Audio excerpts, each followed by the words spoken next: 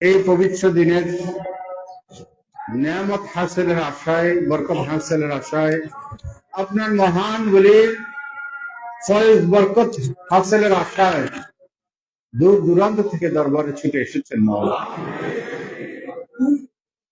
এই পবিত্র দিনে তারা একটি পবিত্র চিন্তা চেতনার ভিতর দিয়ে, অগণিত পবিত্র পুণ্যকর্মের ভেতর দিয়ে তারা এই দিনটিকে অতিবাহিত করার আকাঙ্ক্ষা পোষণ করেছে।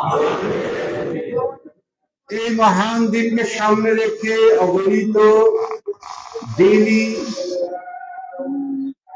তরিকতের এবং মানবিক আধ্যাত্মিক কর্মসূচি সমূহ প্রণীত হয়েছে। অগণিত কর্মসূচি বাস্তবায়িত হয়েছে। এই সমস্ত